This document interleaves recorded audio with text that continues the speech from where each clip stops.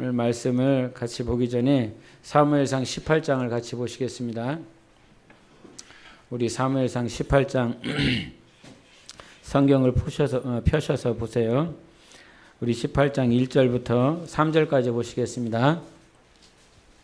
사무엘상 18장 1절부터 3절까지입니다. 같이 읽겠습니다. 시작. 다윗이 사울에게 말하기를 마침에 요나단의 마음이 다윗의 마음과 하나가 되어 요나단이 그를 자기 생명같이 사랑하니라.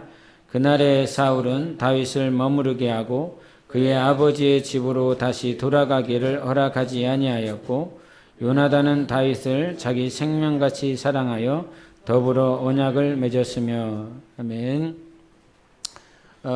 우리가 다윗과 요나단의 관계를 아마 여러분들이 너무 잘 아시리라 생각을 합니다. 1절부터 또 3절에도 나와 있는 것처럼 다윗이 요나단을 사랑하는 그 크기, 요나단이 다윗을 사랑하는 그 크기가 동일하였고 이 마음이 하나가 돼서 생명을 나눠줄 수 있는 그런 귀한 관계입니다. 사무엘상을 보면 하나님의 일하시는 그 역사 가운데 요나단이 어떻게 사용을 받았고 하나님이 어떻게 쓰셨는지를 보게 되는데, 블레셋과의 싸움에서 사울이 주저하고 있었을 때에 요나단과 병기든 자는 담대하게 하나님께서 우리를 구원하시리라 라고 하는 믿음을 가지고 결국은 이기는 모양을 보게 됩니다. 요나단의 믿음을 잠깐 살펴보면 그는 그 정도로 하나님께서 우리에게 구원을 허락하신다, 하나님만이 구원자다라고 하는 그 믿음을 가지고 적진을 향하여 뛰어들어갈 수 있는 신앙을 가지고 있습니다. 그런 친구를 가지고 있는데 바로 그것이 다윗이었고 그것이 요나단이었습니다. 그들의 신앙을 보면 어떤 동일성을 봅니다. 하나됨, 동일한 모양들을 이렇게 발견하게 돼요. 그래서 이들을 처음에 하나님께서 다윗과 요나단을 함께 뭉쳐서 사무엘상 이제 11장부터 보면 사울이 왕으로 등장하고 그 다음에 전쟁을 치르게 하고 그 전쟁 가운데 요나단이 등장하고 요나단이 승리하자마자 누가 등장하냐면 다윗이 등장하고, 그러면서 사울과 요나단과 다윗을 일직선상에 두면서 다윗과 요나단을 맨 처음에 거론을 할 때 오늘 18장에 그 사랑한다, 마음을 다 같이 하고 있다, 생명까지 줄 정도다라 그러면서 이들의 신앙이 동일하다라고 하는 것을 가르쳐주고 있어요. 시작이 그와 같이 동일한데 우리는 다윗과 요나단을 생각하면 친구, 생명을 나누는 아주 귀한 동역자, 이렇게 같이 시작한 것을 볼 수 있어요. 그런데 마지막을 여러분이 어떻게 기억하고 있는지 모르겠습니다. 같이 마음을 나누고 생명을 같이 하고, 이제 하나님의 입장에서 보면 하나님 마음에 합한 두 사람, 하나님께서 그 시대에 지금으로부터 약 3000년 전의 사건인데 그 3000년 전에 살아갔었던 그 두 사람은 하나님 마음에 너무 합한 사람, 주님이 보셨을 때 너무 기뻐했었던 사람. 그런데 이들의 결과를 성경에서 뭐라고 가르쳐 주냐면 사무엘상 31장을 같이 보시겠습니다. 31장 8절을 보시겠습니다.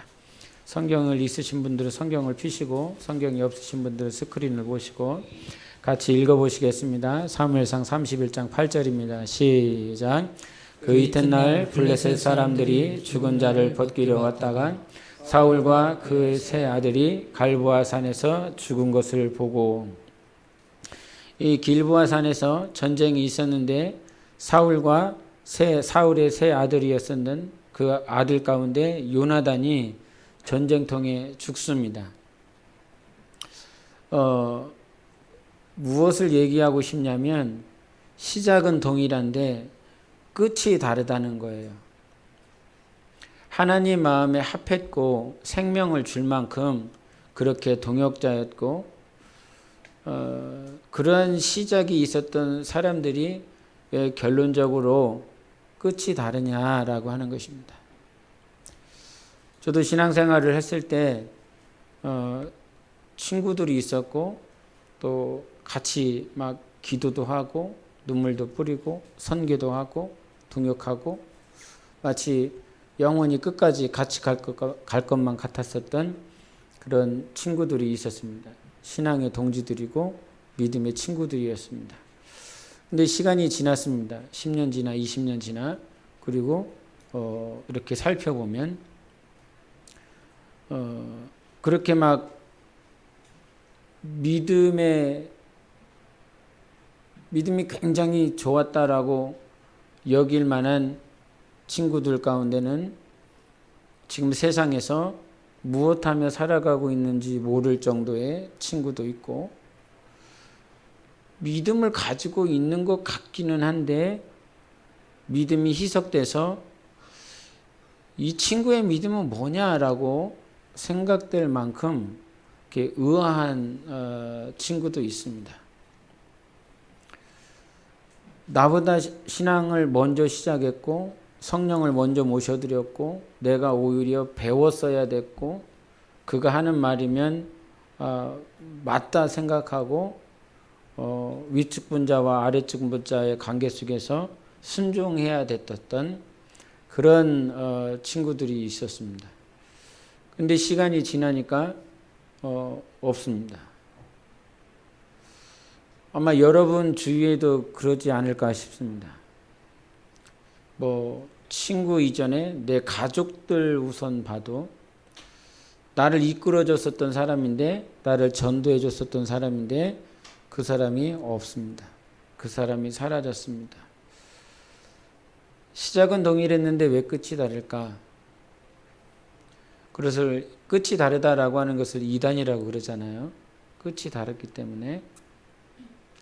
그러면 왜 그랬을까라고 생각을 해보면 오늘 성경은 단 한 가지를 얘기를 해주는데 이 활이라라고 하는 것도 시작은 내 손에서 시작하지만 바람이 불든지 아니면 목표를 조준을 잘못했든지 라고 하면 결국은 그 목표 지점에 도달하지 않고 엉뚱한 곳에 떨어지잖아요. 그것을 성경은 죄라고 그랬어요. 이 시위자가 던진 이 화살이 그 관역에 꽂히지 않는 것. 그러면 왜 꽂히지 않는 거지? 나는 제대로 보고 쏜 것 같은데 왜 그럴까라고 하는 거죠. 근데 그 화살은 가다가 바람의 영향을 많이 받다 보니 그 관역에 꽂히지 않는 결과를 맞이하게 돼요. 우리가 신앙생활을 하다 보면 바람이 불기 시작합니다. 나는 바람이 없을 줄 알았거든요. 바람이 있는 줄도 몰랐어요. 그런데 바람이 불었어요. 근데 그 바람이 불 때 내가 얼마만큼 동요했는가라고 하는 것들을 생각해 보게 됩니다.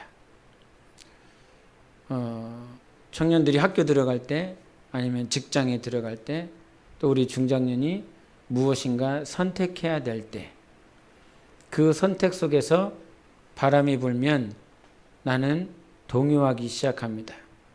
그런데 그 동요함이 하나님의 말씀이 기준이 되어서 동요하지 않는다면 제대로 그 관역에 꽂혀 날아갈 것 같은데 우리는 한 번도 그렇게 제대로 가본 일이 없습니다. 여러분을 폄하하는 것이 아니라 그리스도인을 폄하하는 것이 아니라 그 누구도 한 번도 똑바로 제대로 가본 일이 없습니다. 제가 요즘 가끔 이런 생각을 해요. 저도 신앙생활이 이제 30년째 돼가고 있는데 30년째 돼가고 있으면서 말씀을 들은 것들이 어마어마하고 또 말씀을 전한 내용도 굉장히 많이 있습니다. 그러면 그 전한 말씀 가운데서 내가 항상 넘어지는 말씀이 있습니다. 항상 비틀거리는 말씀이 있습니다. 왜 그렇지? 여러분의 넘어짐의 시점은 어디 있습니까? 여러분이 동요하는 시점은 어디 있습니까? 넘어졌던 그곳은 어디입니까? 그런데 바람이 불어왔었던 그 시점에 여러분이 지금까지 축적되어 왔었던 20년, 30년, 40년, 50년의 말씀들이 굉장히 많이 있습니다. 근데 바람이 불었어요. 그런데 그 바람을 못 이기더라고요. 이기지 못하더라고요. 말씀을 들었었던 그 시간들은 태산을 쌓을 만큼 너무나 많이 있지만 바람이 한번 불었었던 그 시점에서 이기지 못하는 신앙인들이 거의 99.999%라고요. 왜 그럴까? 왜 그렇게 되는 것일까? 그러면 말씀을 왜 들어야 되나? 일주일간 살면서 또 지고 또 실패하고 또 어려워야 되고 넘어졌었던 그 지점에서 또 넘어질 건데 말씀은 그럼 왜 들어야 되고 예배는 내가 왜 드려야 되는가? 성경은 요나단의 넘어짐을 뭐라고 얘기를 하냐면 우리 한번 20장을 보여주세요. 사무엘상 20장에 보면 요나단이 어디에서 넘어지는지 가르쳐 줍니다. 같이 읽겠습니다. 시작. 요나단이 다윗에게 이르되 평안히 가라. 우리 두 사람이 여호와의 이름으로 맹세하여 이르기를 여호와께서 영원히 나와 너 사이에 계시고 내 자손과 네 자손 사이에 계시리라 하였느니라 하니 다윗은 일어나 떠나고 요나단은 이 말이 무슨 말이냐면 하나님께서 사무엘을 통해서 이제 사울의 왕가를 내친다. 내가 이제 너의 가족 너의 자손들 가운데서 이 왕위를 이을 자가 없고 내가 다른 집을 세울 것이다 라고 말씀을 하십니다. 그 말씀을 누구도 아냐면 사울도 압니다. 왜냐하면 그 블레셋과의 아말렉과의 전쟁 가운데서 패하고 나면서 사무엘이 계속 말을 해줬거든요. 다른 집 세웁니다. 이제 당신의 집은 세워지지 않습니다. 그 말을 사울도 알고 결국엔 누구도 아는 것이냐면 요나단도 아는 것입니다. 하나님의 뜻이 어디 있습니까? 다윗의 집을 세우는 게 있습니다. 하나님이 그렇게 말씀하셨으니까요. 그래서 하나님이 두려운 건 하나님이 뜻을 정하셨으면 그 뜻을 정하신 것을 하나님께서 반드시 이루시기 때문에 하나님은 하나님을 두려워한다라고 하는 것, 하나님은 왜 두려워해야 돼? 왜 어려워해야 돼? 하나님이 이렇게 내치셨어요. 그럼 끝이었어요. 끝이에요. 에베소 교회를 향해서도 계속 말씀하잖아요. 내가 촛대 옮길 거야. 촛대 옮기면 그냥 끝나는 거야. 두려워해야 된단 말이에요. 아무리 에서가 눈물 뿌리고 막 사정해도 그 장자권을 버리면 그 장자권은 다시 돌아오지 않아요. 그래서 하나님을 두려워할 줄 알아야 돼요. 근데 하나님의 뜻이 그 요나단에게 이미 알려졌어요. 사울에게 알려졌어요. 사울의 집은 무너지는 거야. 그리고 다윗의 집을 세울 거야. 그러면 우리가 들었을 때 요나단은 가장 친했었던 아버지인 거죠. 사울인 거죠. 근데 그 자기 아버지가 무너지게 생겼어요. 아버지가 더 이상 하나님께 인도를 받지 못해요. 그래서 성경은 비교를 해요. 하나님의 영이 다윗에게 임하니라. 그리고 난 다음에 곧바로 하나님의 악령이 사울을 붙잡더라. 그러면서 두 개를 계속 비교하면서 하나님이 보여주십니다. 하나님의 뜻이 어디 있어? 다윗의 집을 세우는 것에 있어요. 그런데 그렇다고 하면 내가 요나단이다. 여러분이 요나단이다 라고 하면 하나님의 뜻은 거기 있기 때문에 내가 거기에 목숨을 걸어야 되거든요. 다윗의 집을 세우는 것에 내 삶을 드려야 되고 내 시간을 드려야 돼요. 그런데 아까도 20장에도 확인했었던 것처럼 다윗과 요나단이 걸어가는 그 길이 달라요. 한 번만 더 보여주세요. 두 번째 슬라이드 보여주세요. 자, 이것만 읽어보겠습니다. 시작. 내 자손과 네 자손 사이에 계시리라 하였느니라 하니 다윗은 일어나 떠나고 요나단은 성읍으로 들어가니라. 성읍은 어디 누가 있는 곳이에요? 아버지가 있는 곳이에요. 사울이 있는 곳이에요. 저라도 그럴 것 같아요. 하나님의 뜻이 감동이 하나님의 어떤 나를 붙잡아 주심이 막 없으면 그래도 나의 아버지 하나님이 쓰셨던 분 그렇게 겸손하게 왕으로 불러주셨던 분, 그렇게 인도해 주시고 사용해 주시고 많은 백성들에게 존경을 받았었던 나의 아버지, 나의 부친, 그 부친을 무시할 수 없을 것 같아요. 왜냐하면 하나님이 쓰셨던 분이니까요. 그 쓰셨던 분으로 분 앞에 내가 돌아갈 수밖에. 성읍으로 돌아갔다라고 하는 건 어떤 마을이 아니라 이건 아버지에게 돌아갔다는 거예요. 사울에게 돌아갔다는 것. 여기서 무엇이 갈리기 시작하냐면 다윗은 일어나 떠나는 거예요. 하나님의 인도하심을 따라 하나님이 예비하신 그 길을 가지만 요나단은 자기 안에 아버지를 향하여 간다라고 하는 것이지요. 이것이 결국은 조금씩 벌어진 것 같지만 하나님이 다윗을 향하여 주신 그 뜻을 가지고 다윗은 일어나 떠나는 거예요. 항상 하나님의 뜻 앞에. 근데 요나단은 계속 아버지, 혈육, 정, 그것에 매여서 아버지를 향하여 들어가는 거죠. 돌아가는 것이지요. 교회에도 보면 정이 있어요. 10년, 20년, 30년 같이 신앙생활을 하다 보면 당신이 나를 알고 내가 당신도 알고 그러며 정이 생겨요. 근데 그 정 때문에 망한 사람들이 얼마나 많이 있는지 몰라요. 사람 챙긴다고. 그 사람 마음을 좀 챙겨보겠다고. 근데 그런 분들이 열심이 없는 분들이 아니라 굉장한 열심을 가지고 있고 하나님을 사랑하는 분들이에요. 그러면서 하는 말이 뭐냐면 교회가 좀 챙기지. 교회가 좀 챙기지. 저 사람 떠내려가게 내버려 두지 말고 좀 챙기지. 그러면서 스스로 챙길 만큼 내가 가서 위로하고 권면하고 사랑한다. 이렇게 말을 하며 챙기고 싶은 귀한 사람들. 그것이 바로 인간이 가지고 있는 정이고 감정입니다. 그런데 그것이 무엇이냐면 무엇을 생각하기를 원하냐면 시작은 같았는데 왜 결과가 달라야 되니? 똑같이 하나님을 사랑해 놓고 똑같이 성령이 충만했고 똑같이 하나님 마음에 합했고 그렇게 하나님이 기뻐한 그런 순간으로 시작했는데 왜 결과가 달라야 되느냐? 왜 결과가 달라서 이 사람은 천국 가야 되고 이 사람은 지옥 가야 되느냐? 요나단 어디 갔을 것 같아요? 모르겠어요. 주님 앞에 가봐야 할 것 같은데 그 사울이 무당을 찾아가서 그 무당이 불러냈을 때에 불러낸 그 귀신이 뭐라고 말을 하냐면 내일 이맘때에 너희들 나와 같이 있을 거다라고 그래요. 같이 있을 거라고, 사울이 나하고 같이 있을 거라고 그런 얘기를 한단 말이죠. 주님 이게 정확하게 성경에 어떻게 이의 삶이 어떻게 됐을까? 요나단이 정말 천국에 있을까 지옥에 있을까 나는 잘 모르겠어요. 성경에서 성경 자체가 정확하게 말하고 있지 아니하니까. 그런데 정확하게 말을 할 수 있는 거 100% 확실하게 말할 수 있는 것은 무엇이냐면 끝은 달랐다는 거예요.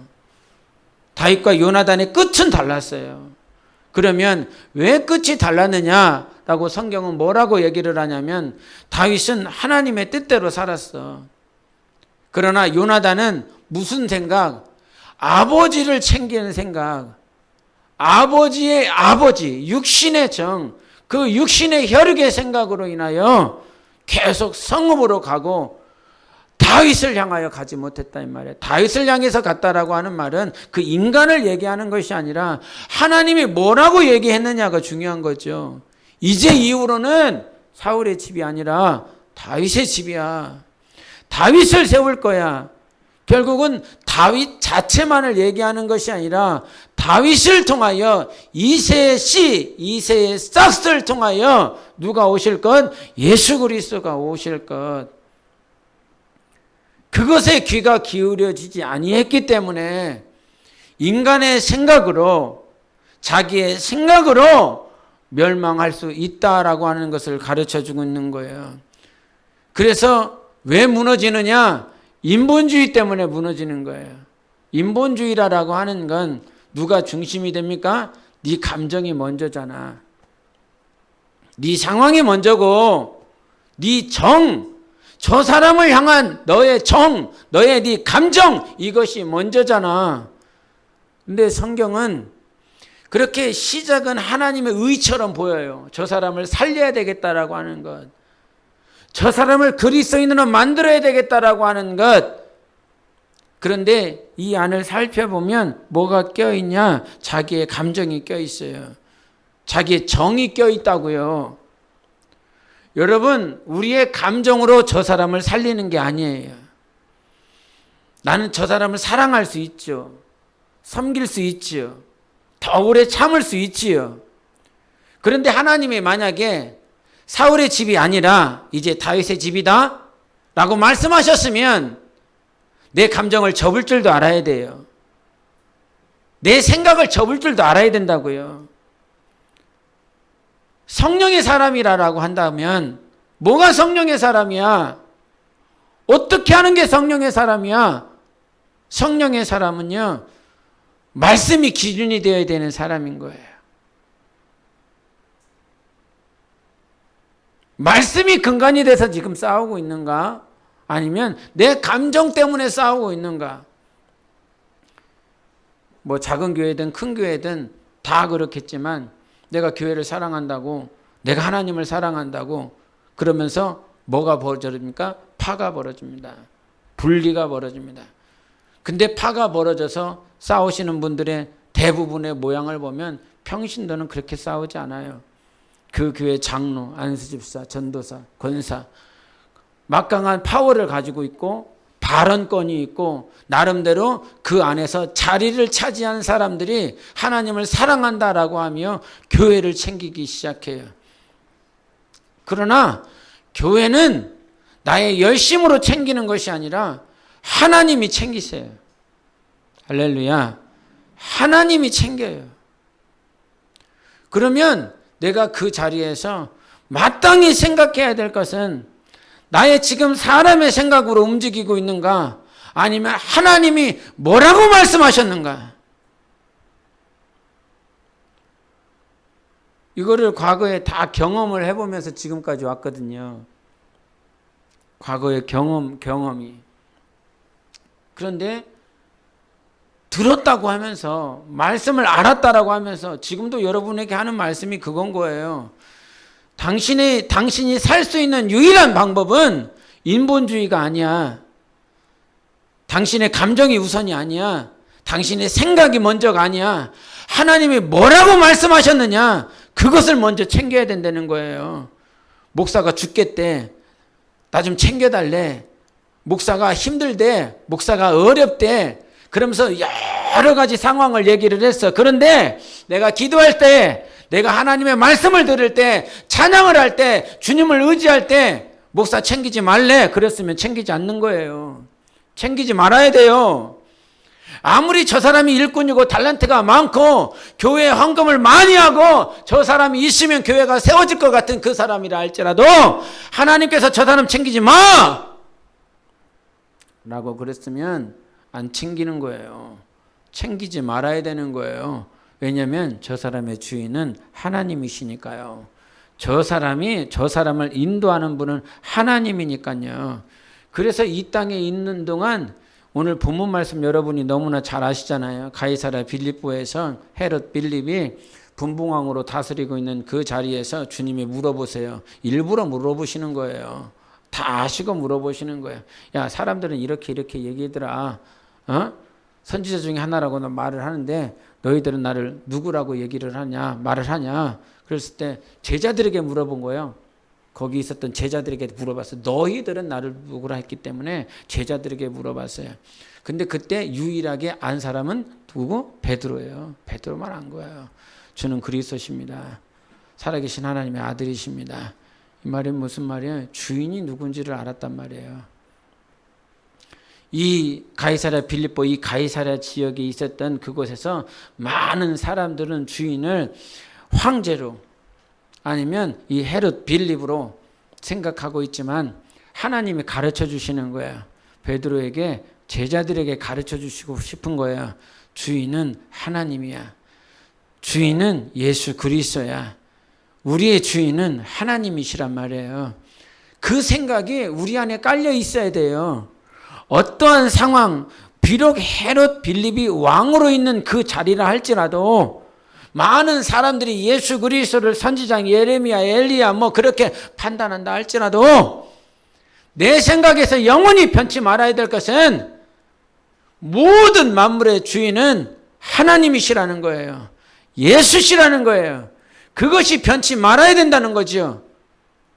그것을 지키지 못하면, 그것이 지켜지지 아니하면 여러분은 어느 순간, 우리의 삶은 어느 순간 이 요나단의 삶과 같이, 나 하나님 사랑하는 사람인데, 정말 주님이 나를 기뻐하시는 사람인데, 난 주님과 같이 교제하고 하나님의 임재가 있는 사람인데, 그렇지만 끝은 다르다. 어느 순간 나는 길보아 산에 있을 거예요. 어느 순간 막 열심을 내서 싸우고 있는 거잖아요. 사울과 함께, 자기 아버지와 함께, 자기 세 형제들과 함께 그 이스라엘 군대가 막 열심을 다해서 막 싸우고 있어요. 힘을 다해서 싸우고 있다고요. 그 열심이 어떤 열심이에요? 목숨을 다해서 싸우는 싸움이란 말이에요. 목숨까지 내던지면서 앞뒤 안 보고 그 전장터에서 힘을 다하며 싸우고 있지만 결과는 끝난 거예요. 왜냐하면 주님은 그렇게 말씀하지 아니하셨으니까. 사울의 집을 세우겠다라고 말씀하시지 아니하셨으니까. 다윗의 집을 세우겠다라고 말씀하셨으면 안 입고 치사하고 더럽다라고 할지라도 그 상황이, 내 감정이 하나님의 말씀, 왜 다윗의 집을 세웁니까? 다윗에게 한 번 더 기회를 주시지요. 막 사무엘이 울어요. 애통해요. 왜 그래야 되냐고. 왜 그렇습니까? 라고 막 눈물 콧물을 쏟아가면서 애통하지만 주님이 오셔서 말씀하시잖아요. 너 뭐하고 있냐? 너 뭐하고 있냐고. 정신 차리라고. 내가 너를 통해서 한 말은 사울의 집이 아니라 다윗이었잖아. 다윗의 집을 세우겠다라고 얘기했잖아. 받아들일 수가 없는 거죠. 애통스러운 거죠. 통곡스러운 거죠. 그렇게 가슴이 아픈 사무엘이지만 그 주님이 오셔서 이 집 세우겠다라고 했으니까 정신 차려. 눈물 고도 끝내. 사무엘이 일어났어요. 그리고 주님이 말씀하신 그 다윗을 찾으러 갑니다. 이새의 집안을 향해서 가잖아요. 때로는 상황이요, 내 마음에 들지 않아. 내 감정이 수용이 되어지지 않아. 그러나 그 감정 때문에 죽을 거냐고요. 그 생각 때문에 죽을 거냐고요. 주님이 말씀하셨으면 내가 정말 내 마음이 수용이 안 된다라고 할지라도 하나님이 옳은 거예요. 하나님이 옳단 말이에요. 예? 내가 봤을 때 옳아 보이는 것이 옳은 것이 아니에요. 내가 열심을 내고 내가 할 수 있는 것이 옳은 것이 아니에요. 하나님이 옳다라고 한 것이 옳은 것이라 이 말이에요.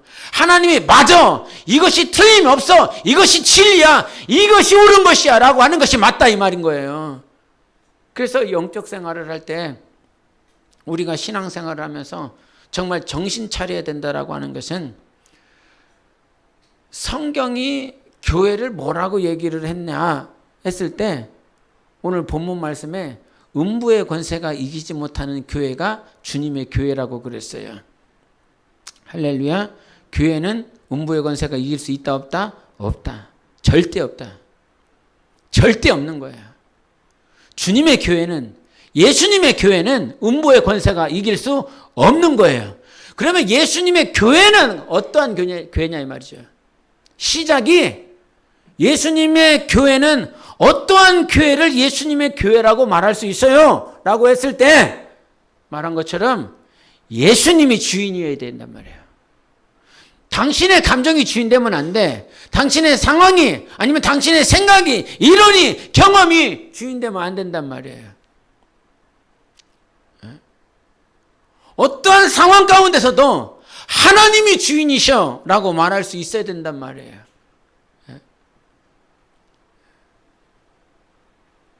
제주도 선교를 갑자기 하게 됐어요. 그런데 그런 생각이 든 거죠. 민들레 청년 집회를 하고 난 다음에 받은 그 은혜를 한 주간 또 교회 휴일 주간까지 2주간 있더라고요. 그 2주간 있는 그 모양에 주님이 야 집회 때 은혜 싹 받아놓고 2주 보내면서 다 털어버리겠다 이런 생각이 들더라고요. 그래서 원래 8월 달에 2022년도 1월 계획할 때 8월 달에 국내 선교를 하세요. 그러면서 이 국내 선교의 그 무게를 짐을 중장년으로 이렇게 넘겨 보냈었거든요. 근데 이렇게 진행되어지는 그 상황 가운데서 또 하나님께서 이렇게 방향을 전환을 시키셨겠지만 갑자기 한 달도 안 남았어요. 8월 22일이니까요. 지금 며칠이에요? 7월 31일이잖아요. 욕 엄청 들어먹을 만한 일이죠. 무슨 선교를 콩볶 같듯이 이렇게 볶아먹고 이렇게 했냐? 예? 근데 성경을 보니까 선교도 전도도 주님의 일도 그건 주님이 하는 거예요. 하나님이 하시는 거예요. 바울을 보니까 아시아에서 선교하고 싶은 열망이 얼마나 컸는지 몰라요. 사역이 너무 잘 되거든요. 가는 곳곳마다 제자가 되어지고 교회가 세워졌어요. 그래서 아시아에서 계속 사역하고 싶었었던 그 바울. 근데 갑자기 성령께서 환상을 보여주세요. 데살로니가 유럽에 있는 사람들을 보여준단 말이에요. 자꾸 유럽으로 가래. 그런데 지금 자기 상황을 보니까 이 아시아에서의 사역이 너무너무 잘 되는 거죠. 그러니까 누구의 생각을 지우냐면 성령의 감동을 지워요. 하나님의 생각을 지워서 하나님 여기가 더 잘 되고 있어요. 저쪽 교회에서 사역 아니면 제자를 세우는 건 지금 너무너무 잘 되고 있고 와서 집회해달라고 말씀 전해달라고 하는 사람들이 얼마나 많은지 몰라요. 그래서 결국은 하나님께서 그의 생각을 바꾸시기 위해서 환상을 보여주는 거예요. 야, 저기서 사람들이 손을 들고 있어. 그제서야 비로소 하나님의 뜻이 어디 있는지 알게 돼요.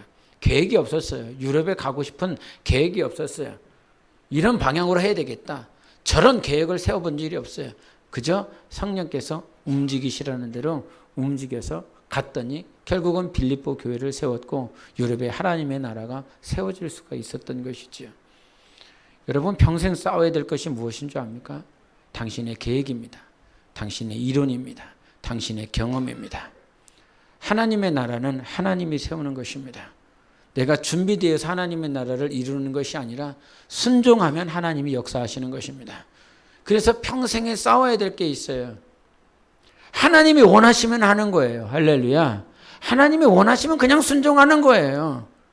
뭐가 준비됐든지 준비가 되어지지 않든지 그것은 내가 보는 것이고 얼마만큼 준비가 되었느냐 준비되어지지 않았느냐라고 하는 건 내가 체크하는 거예요. 근데 성경을 보니까요 하나님께서 움직이라고 했으면 하나님이 먼저 가셔서 장막을 치고 계시더라고요. 내가 가야 될 모든 방향들 어디로 가야 될지 무엇을 해야 될지 하나님이 다 알고 있더라고요. 주인이 누구라고요? 하나님이세요. 하나님이 하시는 거예요. 그래서 하나님이 요구하시면 하는 거예요. 하나님이 나에게 감동 주시면 하는 거예요. 마가복음 14장에 그 향유 옥합을 주님께 부은 여인이 나오지 않습니까? 그 향유를 부었을 때 14장 4절을 한번 보여주세요. 같이 읽어보겠습니다. 시작.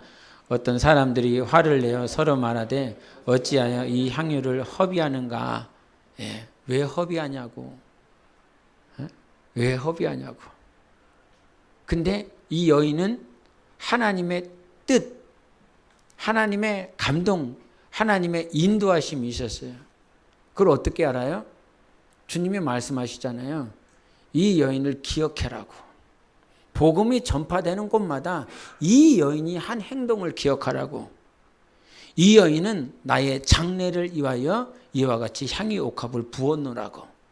주 예수께서 장례를 치러야 되는, 죽을 수밖에 없는 그런 분이셨어요. 십자가에 죽으셔야 되는. 그런데 이 여인은 그 예수 그리스도가 죽으실 것에 자기는 몰랐어요. 내가 이 향유옥합을 붓는 것이 예수 그리스도의 장례를 준비하는 통로로 사용받는지 전혀 몰랐어요. 그런데 시간이 지나고 나서 안 거지요. 근데 사람들은 그랬어요. 제자들을 포함해서 가장 충성스러웠던 제자들 먼저 일어나서 왜 300데나리온 이상의 팔 수 있는 이 향유옥합을 이 예수님께 붓느냐고. 가난한 자들에게 주면 낫겠다라고. 2천만 원 정도 되는 그 가치를 가지고 있는 향유옥합이었어요. 저기서 말해요. 이 향유를 허비하는가? 왜 낭비하는가? 저희 사모가 한 1주 전인가 2주 전에 저한테 이제 병원에 이렇게 갔다 오면서 이런 메시지를 보냈어요. 마음 아픈 메시지인데, 속상한 메시지인데, 하나님 앞에 일찍 부름 받아서 사역하고 그렇게 살다가 보니까, 지금을 보니까 여기도 아프고 저기도 아프고 나 자신은 챙길 시간도 없었고, 뭐 나는 지금 나 자신은 이렇게 되어 있고, 그렇다고 해서 하나님 앞에 드려진 많은 시간들을 통해서 어떤 작품이나 눈에 확 드러나는 막 업적과 같은 그런 열매나 그런 것은 전혀 없고, 내 몸은 아파오고 또 어렵고 또 방향도 잘 보이지 않고, 그러면서 하는 말이 뭐였냐면, 나는 정말로 50대기 전에 하나님께 가고 싶다고. 주님이 50대기 전에 나를 좀 불러줬으면 좋겠다고. 뭐 이런 메시지를 이렇게 보냈어요. 저는 그 메시지를 보면 어떻게 했어요? 마음이 나랑 사느라고 힘든갑다. 미안한 마음, 속상한 마음, 막 그런 마음들이 올라오는 거죠. 내가 하나님 앞에 이렇게 시간을 드렸는데 보여지는 게 없다는 거죠. 이렇게 하나님 앞에 드렸었던 시간들, 그리고 육신은 아픈 것, 그런 것들을 이렇게 잠깐 얘기를 했어요. 그러면서 이제 요 말씀이 생각이 나는 거죠. 그럴 수 있겠다. 보여지는 것이 없어. 열매가 내 눈에 확 만져지지 않아. 근데 이 여인을 향해서 주님은 뭐라고 말씀하셨냐면, 나의 장례를 위해서 드려졌다라고 이렇게 표현을 하고 있거든요. 이런 싸움들이 있을 수 있겠다는 생각이 드는 거예요. 내가 예수 그리스도를 믿고 가정을 돌보지 않고 자녀를 돌볼 시간도 없었고, 교회에서 예배 나오라고 하면 예배 나와야 됐고, 전도 가자 그러면 전도 갔어야 됐고, 뭐 모든 것들이 하나님의 나라였고 교회였고 맡겨진 직분이었고 다 이렇게 평생을 살았는데, 정작 내 눈에 아무것도 보여지는 것이 없는 사람들이 있을 수 있겠다. 우리 사무의 얘기뿐만 아니라 저의 이야기일 수도 있고 여러분의 이야기일 수도 있을 것 같아요. 하나님 앞에 헌금을 드리고 여러분의 시간을 드리고 여러분의 젊음을 드리고 다 드렸는데 정작 보여지는 것이 없는, 아무것도 없는 그런 상황에 저들이 말을 하고 있는, 제자들이 말을 하고 있는 이 향유를 허비하는가, 향유라고 하는 건 단지 향유 옥합 자체가 아니라 그 여인의 삶으로 비춰진다 이 말이죠. 자기의 미래인 거거든요. 베다니라라고 하는 것은 이 벳과 아니가 이렇게 합쳐진 말인데, 이 벳이라고 하는 베델에서 알 수 있는 것처럼, 베들레헴에서 알 수 있는 것처럼 집이라는 거예요. 집. 근데 이 아니라고 하는 말은 무슨 말이냐면 비참하다, 고통스럽다, 가난하다라고 하는 거예요. 그래서 배단이라고 하는 이 말은 아주 극심하게 가난한 집을 얘기하는 거예요. 그 마을을 뭐라고 얘기하냐면 배단이. 극심하게 고통스럽게 가난하게 살아가고 있는 사람들이 모여있는 동네, 그것이 배단이에요. 근데 그 배단위가 어디에 있어요? 예루살렘 바로 오른쪽에 있다 이 말이죠. 종교적으로, 정치적으로, 경제적으로 가장 엘리트들이 모여 있었던 그곳 바로 오른편에 산기슭에 있었던 곳이 배단이라 이 말이에요. 배단위 자체가 무엇이에요? 가난한 사람들이란 말이에요. 아주 극심하게 가난한 사람들이에요. 근데 거기에서 향유옥합 2천만 원짜리 정도의 그 옥합을 예수님께 붓는다라고 하는 것, 그것을 많은 사람들이 당신의 인생을 왜 허비하고 있어? 당신의 삶을 왜 그렇게 낭비하십니까? 라고 누가 얘기를 하냐면 목사가 얘기하는 거예요. 장로 안수집사 아주 정말 신앙적으로 종교적으로 굉장히 열심히 있는 자들이 그렇게까지 허비할 필요 없다고. 왜 당신의 인생을 그렇게 허비하냐고. 여러분의 삶이 낭비되어져 있다고 생각을 하십니까? 여러분의 삶을 허비하고 있다고 생각하십니까? 사모가 그 얘기를, 그 메시지를 보내면서 제 안에도 그런 마음들이 일어나요. 하나님, 나도 그러세요. 나도.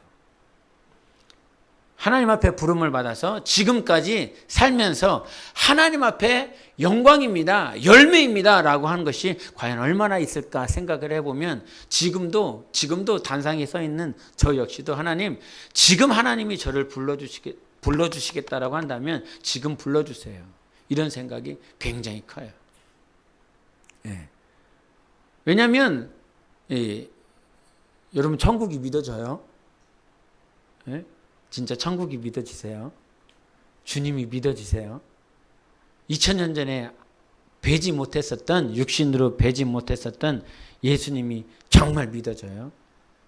천국이 믿어져요? 예. 이거 뭐 믿으라고 해서 믿을 수 있는 상황이 아니잖아요. 믿어, 천국이 있어. 예수님이 너를 사랑하신데 그렇다고 해서 억지로 막 믿을 수 있는 게 아니거든요. 근데 감사한 건 천국이 믿어진다는 사실이고 주님이 나를 기다리고 있다는 사실이 믿어지는 거거든요. 네, 지금 당장 불러주셨으면 좋겠어. 한 지난주인가 지지난주 잠재된 죄를 씻어내시는 하나님, 수요예배 때 말했던가? 그 말씀을 하면서 이런 물음을 했었던 게 기억이 나요. 내가 가장 충만할 때, 내가 하나님과의 관계가 가장 좋을 때, 그때 하나님 나 불러주시지. 예? 그때 불러주셨으면 주님도 좋고 내 영혼도 좋고 얼마나 기쁘겠어요. 근데 왜 그때 안 불러주세요? 가장 충만할 때 나를 불러주시지. 근데 그때 왜 안 불러주신다고 했죠? 예. 충만한 것 같지만 성령의 임재가 있고 기름 부음이 있고 막 하나님이 말씀해 주시는 것이 있어서 그 순간은 충만하고 깨끗하고 정결하고 겸손한 것 같은데, 그 순간은 아주 충만한 것 같은데, 그러나 내 안에 영혼이 씻어야 될, 내 안에 잠재되어 있는 죄가 얼마나 많은지 몰라. 얼마나 많은지 몰라. 진짜 많아. 너무너무 많아. 예? 이것을 끄집어내서 내 안에 잠재되어 있는 이 죄를 끄집어내서 지금 당장 보여준다라고 그런다면 얼굴을 들 수가 없어. 말을 할 수가 없어. 진짜 네 모습이 이거냐고. 이 걸레와 같은 씻지 않은 냄새나는 시궁창과 같은 그런 네 모습이 이 모습이냐고. 지금은 막 은혜 받고 충만하고 기도하고 감동이 있어서 막 눈물 콧물 쏟아가면서 발을 들어가면서 주님을 찬양하지만 정작 주님께서 내 안에 잠재되어 있는 이 죄성들을 끄집어내서 이것을 다 들춰낸다라고 한다면 이처럼 더러운 것이 없거든요. 네? 그런 우리를 하나님께서 사랑하여 주십니다. 시궁창과 같은 냄새나는 걸레 같은 우리와 같은 인생을 주님이 끝까지 사랑해 주십니다. 끝까지 사랑해 주십니다. 포기하시지 않습니다. 시궁창 가보셨어요? 똥통에 빠져보신 적 있습니까? 지금이야 수세식이라 아주 깨끗하지만 그 부세식에 빠져본 적이 있습니까? 시골집에 가면, 저희 시골집에 들어가자마자 왼쪽이 부세식 화장실이에요. 얼마나 냄새가 나는지. 예? 들어가기 한 10m 전부터 그 화장실 냄새가 얼마나 나오는지. 어렸을 때 너무너무 싫었었던 게 밤에 화장실 가는 거였어요. 밤에. 그 시커먼 밤에 그 촛불 하나 들고 그 냄새나는 화장실 들어가는 게 나는 제일 싫었어요. 얼마나 냄새가 나는지. 예? 그나마 화장실 이렇게 문이 닫혀 있으면 냄새가 그나마 덜 나. 근데 열었어. 열면 그 안에 있는 암모니아가 확 오는데 정말 미쳐버릴 것 같은 그런 냄새. 지금 암모니아 가스를 좀 뿌려야 될 것 같아요. 정신을 좀 차리게. 얼마나 싫은지 몰라요. 근데 거기에 뭐 냄새만 납니까? 거기 구데기들 막 다니지. 엄마. 예? 봐요. 안단 말이에요. 얼마나 더러운지를. 자기들은 몰라. 너무 깨끗한 시대에 살았기 때문에 이게 막 이게 왜 나 원래 더러운 얘기 오늘 하려고 한 게 아닌데, 화장실 들어가서 잠깐 있으면 막 오른쪽 발을 좀 들어줘야 되고 왼쪽 발을 가뜩이나 앉아서 힘든데 말이요. 예? 지나갖고 힘든데 오른쪽 발 잠시 들어줘야 되고 왼쪽 발 잠시 들어줘야 되고 얼마나 그렇게.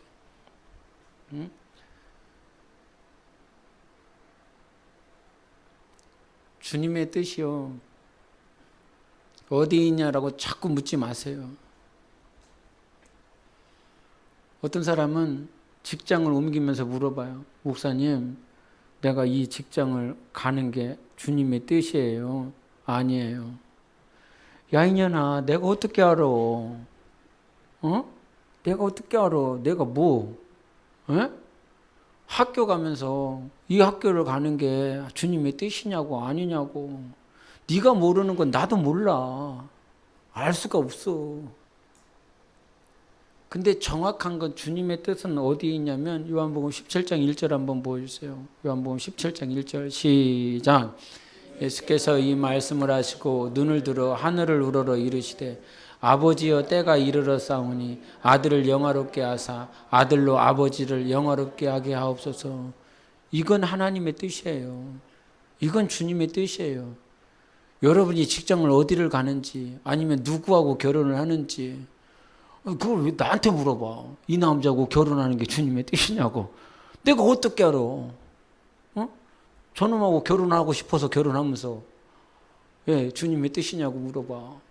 예? 전현이 좋아갖고 막 어쩌면 어떻게 할 수가 없어서 그래갖고 결혼하겠다는 거를 왜 나한테 와갖고 예?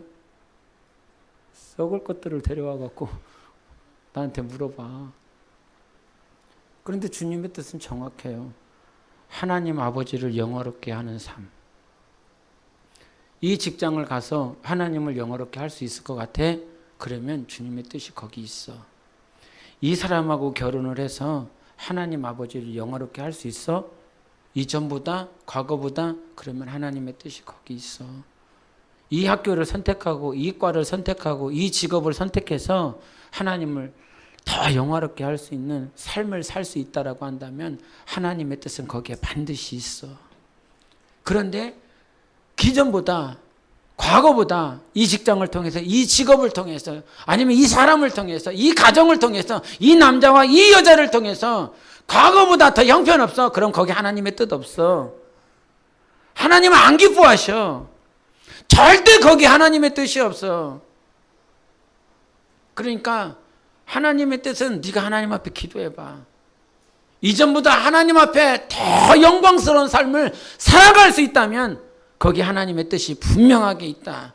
그것이 십자가, 고통스럽고 아프고 향유값 2천만 원을 허비하면서 거기서 막 사람들에게 욕을 들어먹고 있네. 제자들에게 그것도 왜 이것을 허비하냐고, 낭비하냐고, 그렇게 사는 게 아니라고, 그렇게 헌신을 하는 것이 아니라고 사람들에게 욕을 더 먹네. 그럼에도 불구하고 향유값을 드리는 것이, 이 십자가의 고통과 아픔이 있지만 그 십자가를 매는 것이 하나님 아버지를 영화롭게 하는 것이라면 거기에 하나님의 뜻이 있어. 어렵게 생각하지 마. 하나님은 그래서 우리 삶 가운데 계속 싸워야 될 것이 신본주의, 즉 하나님의 뜻이 먼저냐, 아니면 인본주의, 아니면 네 뜻이 먼저냐. 간단한 거예요. 그런데 지금도 싸워야 되는 거잖아요. 하나님의 뜻이 먼저냐, 아니면 네 뜻이 먼저냐. 하나님의 마음이 먼저냐, 네 감정이 먼저냐. 하나님께서 요구하시는 것이 먼저냐, 네 상황이 먼저냐. 너무 분명합니다. 근데 요나단과 같이 그 중간에 하나님의 뜻이 무엇인지 알아요. 모르는 게 아니에요. 여러분이 30년, 40년, 50년 모태로부터 신앙생활을 했고 말씀을 들었고 받고 무엇이 하나님의 뜻인지 여러분이 먼저 알아요. 그러나 그 안에 요나단의 마음이 잡혀 있어요.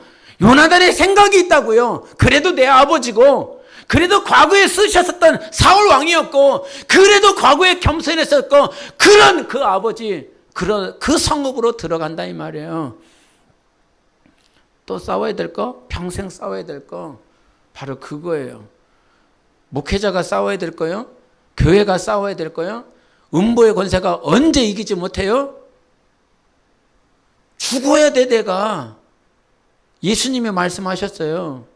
음부의 권세가 언제 이기지 못하냐면 예수님이 십자가에서 꼿꼿이 살아있는 것, 즉 베드로가 원하는 모양과 베드로가 원하는 결과를 가지고 있을 때 음부의 권세가 이기지 못하는 게 아니라 주님의 뜻대로 예수님이 죽어야 되는데 내가 봤을 때 고통스러워. 내가 봤을 때 너무 어려워. 목회자가 안 아프고 살아서 계속 살아있으면 교회가 형통하고 교회가 승리하고 교회가 계속 이길 것 같아. 아니, 근데 목회자가 죽어야 된대. 그러면 목회자가 죽어야지. 그것을 통해서 교회가 세워지고 음부의 권세가 이기지 못하는 교회가 세워지고 하나님의 나라가, 교회가 세워진다면 목회자가 죽어야지. 성도가 죽어야지. 그것이 십자가라고 한다면. 근데 목회자가 죽기 싫어.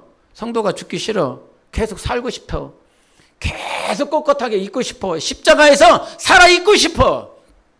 그러면 음부의 권세, 목회자는 살아있고 성도는 살아있고 교회는 살아있고 교인들은 살아있는 것 같은데 그 교회는 이미 죽었어요. 음부의 권세가 치리하고 있단 말이에요. 하나님이 주인이 되실 때 교회는 반드시 승리하고 이기는 것입니다. 그러니 네 생각과 네 감정, 요나단이 가지고 있었던 그 생각 다 버려버리고 어떻게 하면 하나님을 영화롭게 할까? 내 삶을 통해서 내가 무슨 직장을 가지고 있느냐, 그게 문제가 아니에요. 어떤 직업을 가지냐, 내가 어디 학교를 가겠느냐, 어느 학과를 가겠느냐, 무슨 일을 하고 있느냐, 그게 중요한 것이 아니라 이 삶 가운데서 하나님을 영화롭게 할 수 있느냐, 그것을 발견하라 이 말입니다. 그것을 발견하라고. 하나님을 영화롭게 할 수 있어. 그러니까 시편의 기자가 그러잖아요. 나는 성전 문지기가 돼도 난 감사하다고. 그 하늘나라, 그 영광, 그 성전에서 성전 문지기만이라도 무엇을 하느냐가 관심이 없어요. 성전 문지기라고 하는 건 세상 사람들이 가장 폄하할 수 있는 그런 직분일 수 있겠지만 이 성전 문지기가 무엇을 하느냐가 중요한 것이 아니라 그 성전 문지기가 되어서 하나님을 영화롭게 할 수 있다라고 그런다면 하나님께서 그와 함께 하시는 것이라 이 말이에요. 할렐루야. 하나님의 뜻대로 사는 것이 교회예요. 끝까지 싸워야 될까? 예? 30년, 40년 지나도 싸워야 될까? 하나님의 뜻이 먼저예요. 예수님이 주인이란 말이에요. 그래서 지금 누구의 생각 가지고 살아가고 있냐? 하나님의 생각이냐 아니면 네 생각이냐. 그것 가지고 싸우는 거란 말이에요. 오늘 말씀 제목이 그게 누구 생각이냐고. 지금 이렇게 가는 것이 누구 생각이냐고. 이렇게 결정한 것이 누구 생각이냐고. 예? 베드로에게 얘기를 하는 오늘 말씀이 그거였어요. 사탄아 내 뒤로 물러가라. 여기서 내가 어이예요 아이예요? 예? 사탄아 내 뒤로 물러가라 라고 했을 때 아이냐고요 어이냐고요? 예? 내 뒤로 물러가라고 하잖아요. 네 뒤로 물러가라가 아니라 사단아 내 뒤로 물러가라. 이 말은 무슨 말이에요? 사단을 뒷근육으로 보내란 말이에요. 주님만 보란 말이에요. 주님이 먼저 보여야 된다는 거예요. 왜 지금 네가 나를 붙잡고 죽지 말라고. 주님 그러실 수가 없다고. 이스라엘 회복시켜야 되지 않냐고. 왜 나를 붙잡고 그 얘기를 하고 있냐고. 네 앞에 예수 그리스도보다 누가 뭐 보이니까? 사단이 먼저 보이니까 그래요. 사단의 생각이라고요. 예수 그리스도를 죽지 말라고 해서 그것은 베드로의 생각이 아니라 누구의 생각? 사단의 생각이라고요. 근데 그 사단의 생각을, 그 사단을 모가지를 잡아갖고 주님께서 말씀하시잖아요. 베드로에게 명령하지 않아요. 베드로의 생각이 아니니까요. 예? 사단한테 얘기한다고 해서 사단아 베드로야 이렇게 얘기하잖아요. 베드로야 내 뒤로 물러가라 이렇게 얘기하지 않고 바로 지금 베드로하고 얘기를 하면서도 주님은 사단아 내 뒤로 물러가라 얘기한단 말이에요. 여러분 우리 삶 가운데 나는 베드로, 우리가 베드로와 같은 자인데 어느 순간 사단이 내 앞에 있어요. 사단의 생각이 마치 여러분의 생각인 것처럼 살아가고 있다고요. 주님 죽지 마시옵소서 하라고 하는 그 생각과 그 마음이 어느 순간 사단의 생각인데 사단에게 속아서 이것이 내 생각이고 하나님의 뜻이다 이렇게 생각하면서 살아가고 있다고요. 근데 너무 감사한 것이 무엇인지 압니까? 나는 사탄의 생각인지 아니면 내 생각인지 분별도 못하면서 있어요. 근데 주님이 오셨어요. 주님이 찾아와 주셨어요. 분별력이 없었던 나 뭐 어떻게 분별을 할 수가 없어. 그런데 주님이 찾아와 주시니까요 나에게 말씀하시는 거예요. 사탄아 내 뒤로 물러가라고. 내 분별력을 회복시켜 주시는 것입니다. 우리 영혼의 분별력이 확 회복되는 거죠. 누구 때문에요? 예수님 때문에요. 그렇게 희석되었어요. 세상의 가치들, 세상의 교훈들을 너무나 많이 들어와서 내 마음인지 사단의 마음인지 주님의 마음인지 몰라. 그런데요 그래도 끝까지 주님 따라가니까, 끝까지 주님께 붙어 있으니까 주님이 말씀해 주세요. 나를 포기하지 않고 베드로를 포기하지 않고 우리를 포기하지 않고 내 안에 있는 썩은 생각들, 내 안에 있는 사단의 생각들을 향하여 사탄아 뒤로 물러가라라고 말씀해 주신다 이 말이야. 한번 하십시다. 사단아 내 뒤로 물러가라. 3번 시작. 사단아 내 뒤로 물러가라. 사단아 내 뒤로 물러가라. 사단아 내 뒤로 물러가라. 아멘. 주님 따라가니까 그런단 말이에요. 때로는 분별력이 없어. 분별할 능력이 없어. 로마서 12장 2절 한번 보였어요. 12장 2절 다음 거 시작. 너희는 이 세대를 본받지 말고 오직 마음을 새롭게 함으로 변화를 받아 하나님의 선하시고 기뻐하시고 온전하신 뜻이 무엇인지 분별하도록 하라. 분별력 얘기하는 거잖아요. 그러면서 처음으로 당부한 게 뭐예요? 이 세대 본받지 말라고. 이 세대 본받지 말라고. 나를 정말 사랑하는 교수고 나를 정말 잘 인도해주는 세상의 지도자인 것 같은데 아니라고.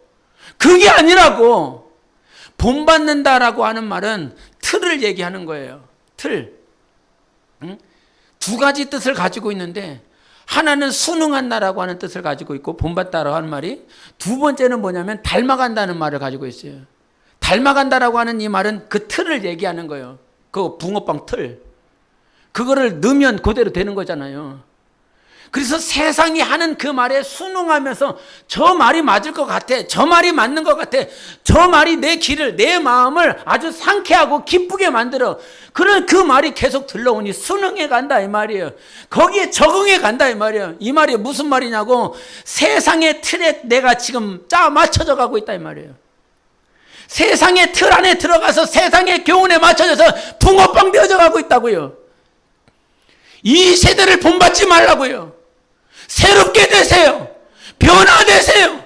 그래야 비로소 내가 무엇인지, 하나님의 뜻이 무엇인지 분별할 수 있다고요. 마지막으로 마가복음 14장 6절 보이세요? 14장 6절 시작. 예수께서 이르시되 가만두라. 너희가 어찌하여 그를 괴롭게 하느냐. 그가 내게 좋은 일을 했다는 거예요. 주님이 보셨을 때 나쁜 일이 있고 좋은 일이 있어. 근데 이 제자들은 가난한 자들에게 주는 것이 좋은 일인 줄 알았어. 그런데 주님이 딱 보니까 너는 좋은 일을 했다는 거예요. 이 말은 무슨 말이냐면 그 여인은 분별력이 있다는 거예요.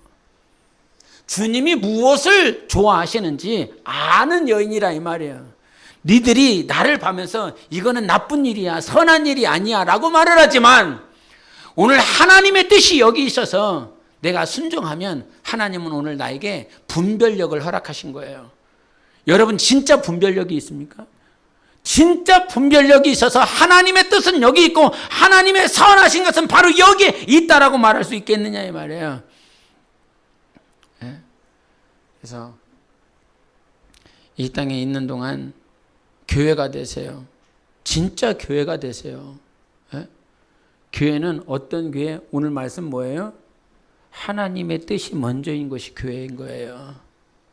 힘들다고 어려울 수 있겠지만 자꾸 세상의 생각, 과거의 생각, 사울 왕을 따라가면 사울을 존경했었어. 근데 지금 주님이 아니래. 그러면 아닌 거야. 하나님이 조신양 목사를 버렸대. 그러면 거기서 끝나는 거예요.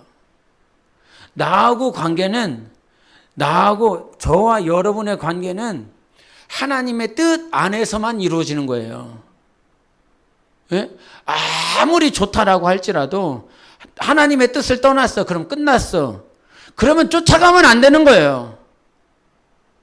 할렐루야! 할렐루야! 우리는 예수 그리스도를 쫓아가는 크리스천인 거예요. 사울왕 때문에 자기를 멸망으로 몰아넣지 마세요. 아무리 사랑하고 아무리 존경하고 아무리 위대한 내 과거의 육신의 아버지였다라고 할지라도 주님이 끝났어 라면 끝난 거예요. 예수 그리스도 안에서 이루어지는 거지 예수 그리스도 밖에서는 아무것도 없다. 남는 것 하나도 없다.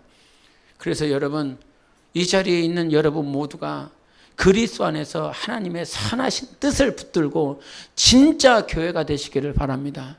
힘들고 어려울 수 있어도 인본주의는 버려라. 세상의 정은 버려라. 때로는 그것이 아플 수 있어. 하지만 그것이 사는 길입니다. 주님의 뜻을 붙들고 하나님의 말씀을 붙들고 사는 것이 여러분이 진짜 회복되어질 수 있는 가장 첩경인 줄 믿으시기를 예수 이름으로 축원합니다. 기도하겠습니다.